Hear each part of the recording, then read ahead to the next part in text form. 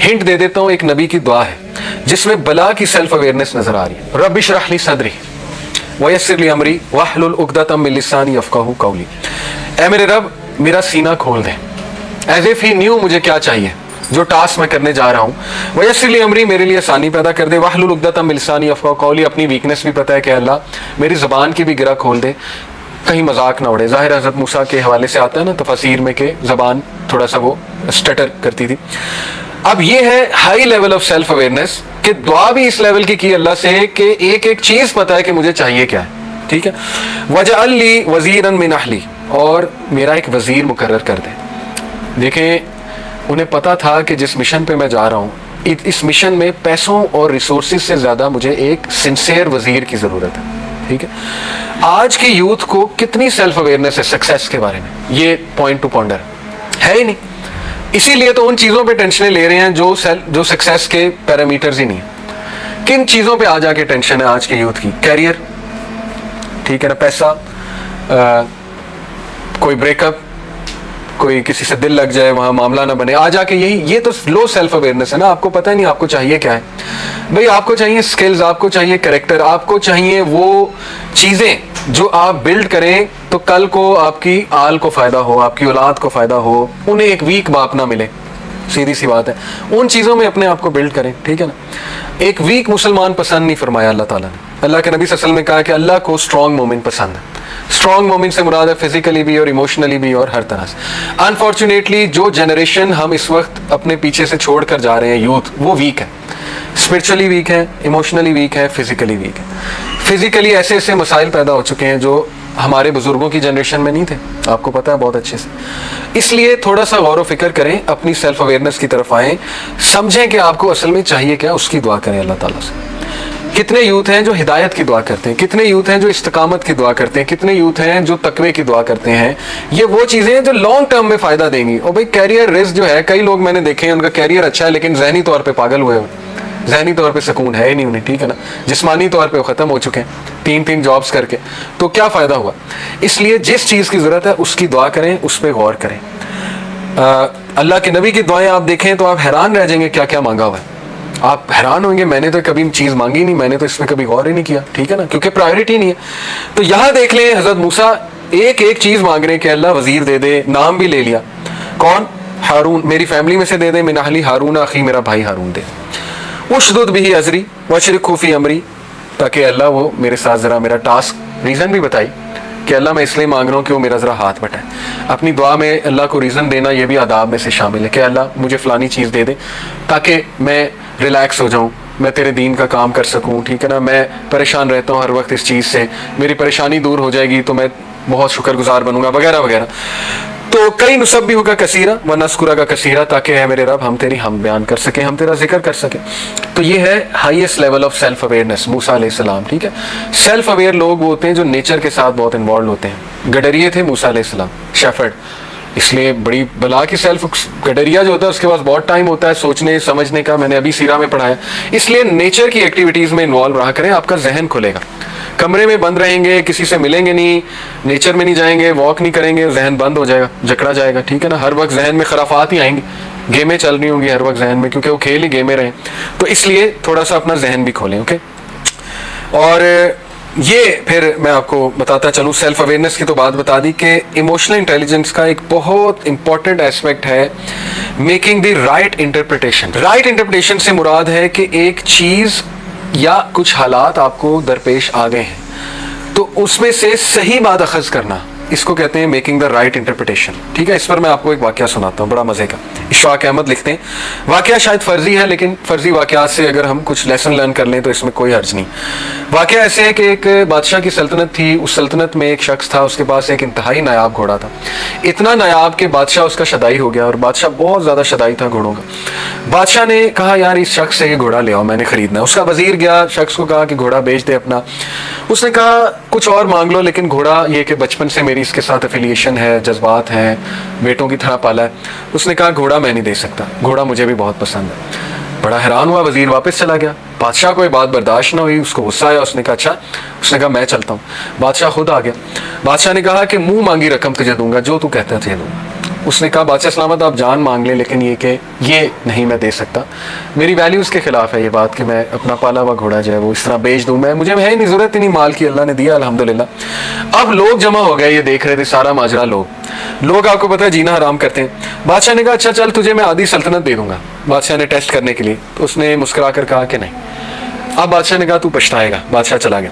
لوگ آ گئے، لوگ نے کہا کہ یار تو اتنا بدبخت ہے، دیکھ تو اتنی بڑی آفر ہو رہی، کیا یہ گھوڑا، ایک گھوڑے کے پیچھے تو نے بادشاہ کی یہ آفر ریجیکٹ کر دی۔ وہ مسکرایا، اس نے کہا مجھے پتا ہے میں نے کیا کیا، میری ویلیوز کے خلاف ہے، میں یہ برداشت نہیں کرتا میں اپنی کوئی پالی ہوئی چیز کسی کو ایسے پیسے میں دے دوں۔ لوگوں نے کہا تو پچھتائے گا، اس نے کہا اللہ مالک۔ اب ہوا یہ واقعہ آگے جاتا ہے کہ وہ گھوڑا بھاگ گیا استبل سے تقریباً چند دن بعد۔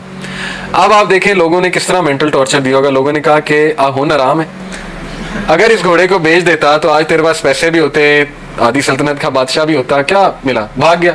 ایک جانور جس سے تو نے وفا کی، دیکھ جانور نے تیرے سے وفا نہیں کی، چلا گیا۔ وہ مسکرایا، اس نے کہا بس یہی تھا قسمت میں، کوئی بات نہیں، میرا اس کا ساتھ اس طرح لکھا ہوا تھا، اللہ تعالیٰ نے جو دینا ہے دینا، ہو سکتا ہے اللہ مجھے اس کے بدلے بہت کچھ دے دے۔ اب ہوا یہ مزے کی بات، لکھنے والے لکھتے ہیں کہ وہ گھوڑا اپنے پیچھے 12 گھوڑے لے آیا جنگل سے، وہ گھوڑا ایسا تھا گھوڑوں کا سردار تھا۔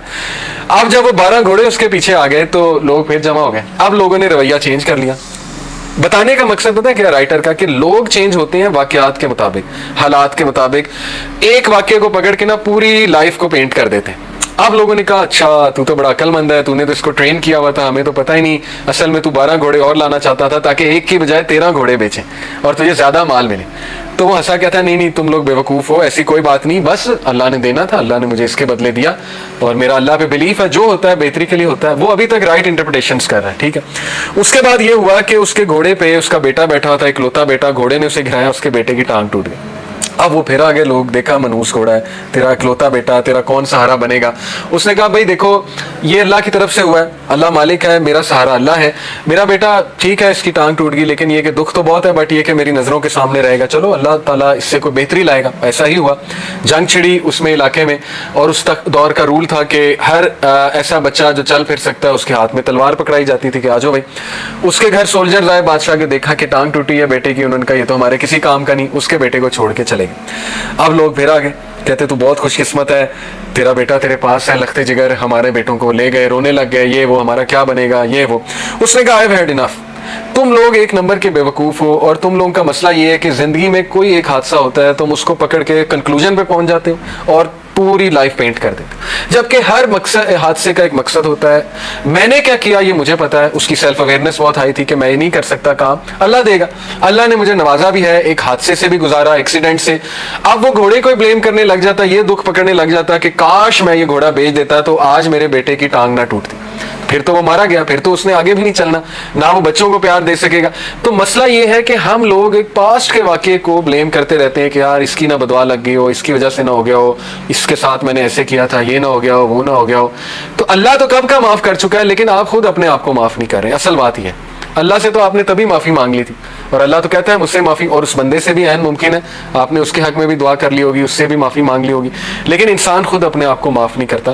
تو پھر یہ کہ ایسا بندہ نہ خود خوش رہتا ہے نہ دوسروں کو خوش رہنے دیتا ہے۔ اس لیے رائٹ انٹرپریٹیشنز، دیکھیں میں آپ کو ہماری مثال دیتا ہوں۔ ابھی ریسنٹلی آپ کو پتا ہے کہ یوتھ کلب کے خلاف ایک ویو چلی، بہت سے لوگوں نے کلپس بنائے، باتیں کی، ہمیں بہت دکھ ہوا۔ اپنے ہی دینی لوگوں کی طرف سے جب ایسی کوئی چیز آتی ہے نا کہ بغیر سوچے سمجھے وہ ایک ہمارے خلاف مہم شروع کر دیں، ویو نکالنا شروع کر دیں، بہت دکھ ہوتا ہے۔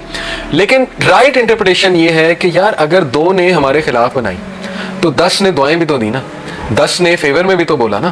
اگر ان 2 پہ ہی دکھ لے کر بیٹھ جائیں، ان 2 پہ ہی ہم رونا پیٹنا شروع کر دیں تو ہم تو آگے کبھی نہیں بڑھیں گے۔ تو ہوتا کیا ہے کہ شیطان آپ کو صرف وہ 2 چیزیں دکھا رہا ہوتا ہے کہ یہ دیکھ یہ ہو رہا ہے۔ اس لیے ایسے موقع پہ جب بہت زیادہ جذبات حاوی ہوں، بہت ایموشنل ہوں، آپ بہت فرسٹریشن کا شکار ہوں، اس وقت اپنے آپ کو اس ایونٹ سے ڈس ایسوسیٹ کر کے تھوڑا سا نکل کے اس زون سے کچھ پازیٹیو چیزیں بھی دیکھیں، ضرور موجود ہوں گی وہ پازیٹیو چیزیں، اور رائٹ انٹرپریٹیشن کریں۔ اگر آپ سے نہیں ہو رہی، اسی لیے کہتے ہیں کسی عقل مند بندے سے بات کر لیں، ہو سکتا ہے وہ آپ کو دکھا دیں۔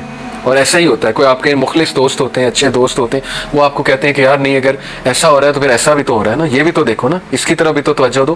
اسی لیے کہتے ہیں نا اپنی نعمتوں کی طرف بھی تو دیکھو نا. وہ جو چند ایک چیزیں تمہاری زندگی میں چل رہی ہیں انہی کی طرف توجہ دی ہوئی ہے, اور اس کے بعد نعمتیں تو دیکھ ہی نہیں رہے ہم. اللہ نے صحت دی ہے, اللہ تعالیٰ نے لوگ محبت کرنے والے دیے ہیں, بہت سی چیزیں دی ہوں گی. تو میکنگ دا رائٹ انٹرپریٹیشن, بہت سمپل سی مثال ہے. رش میں آپ پھنسے ہوئے ہیں, اب ظاہر ہے نہ ہارن بجانے سے گاڑی نے اڑنا ہے, نہ گالی دینے سے گاڑی کو کوئی پر لگ جانے, ٹھیک ہے نا, نہ فیملی والوں پہ غصہ کرنے سے گاڑی کو اچانک پر لگ جانے اور آپ نے ٹریفک سے نکل جانا ہے. تو گاڑی تو پھنس گئی, اور اس میں قصور بھی آپ کا کوئی نہیں ہے, سرکل آف انفلوئنس سے باہر کی چیز ہے. اب لیٹ تو ہونا ہے, بجائے کہ پینک ہونے کے, غصہ ہونے کے, ٹھیک ہے نا, فرسٹریٹ ہونے کے, جہاں پہنچنا تھا انہیں میسج کر دو میں ٹریفک میں اسٹک ہوں, اور ریلیکس ہو لیں, ذکر کر لیں, اپنے آپ کو کام ڈاؤن کرنے کی کوشش کریں. اسی طرح کوئی بھی مسئلہ زندگی میں آ گیا ہے تو اس کی رائٹ انٹرپریٹیشن کرنا سیکھیں. سب سے پہلے اس کے بارے میں پازیٹیو سوچنا سیکھیں. یہ ایک ہیبٹ. جو کچھ سنا گیا اللہ پاک اس پر عمل کرنے والا اور آگے لوگوں تک پہنچانے والا بنائے. مزید اصلاحی بیانات کے لیے ہمارا یوٹیوب چینل MA ریمائنڈر کو سبسکرائب کریں. جزاک اللہ خیر.